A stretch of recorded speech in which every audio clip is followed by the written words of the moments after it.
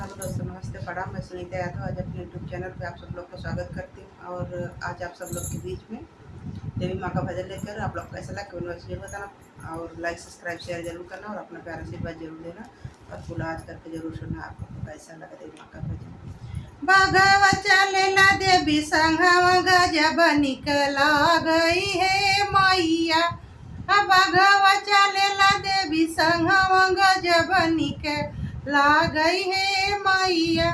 गजब निकला गई है मैया। गजब निकला गई है मैया। भगवा चलेला देवी संघवा गजब निकला गई है मैया।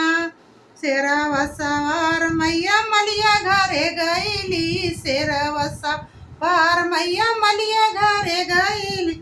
मलिया से पहिने गजरवा गजब निकला गई हे मैया। मलिया से पहिने गजलवा गजब निकला गई हे मैया। भगवा चलेला देवी संघवा गजब निकला गई हे मैया। भगवा चलेला देवी संघवा गजब निकला गई है मैया।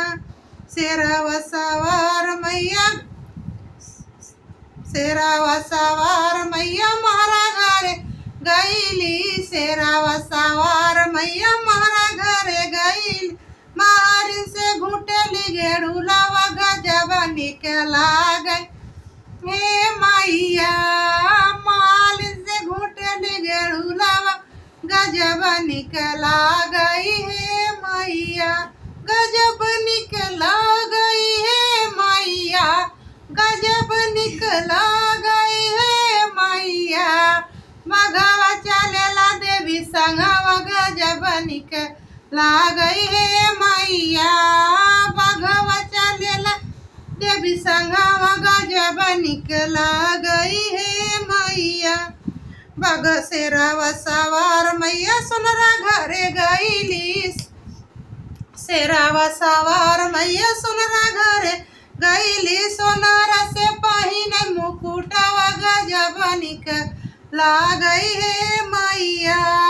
सोनारा से पहिने मुकुटवा गजब निकला गई है मैया।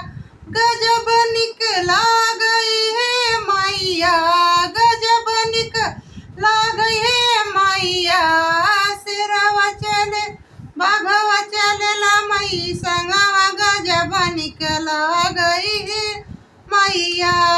शेरावा सवार मई बजजवा घरे गईली। शेरावा सवार मई बजजवा घरे गईली। बजजवा से ओढ़ली चुनरिया गजब निकला गई है मैया। बजजवा से ओढ़ली चुनरिया गजब निकला गई है मैया। गजब निकला गई है मैया। गजब निकला गई है मैया। भगवा चलेला देवी संघवा गजब निकला गई है मैया।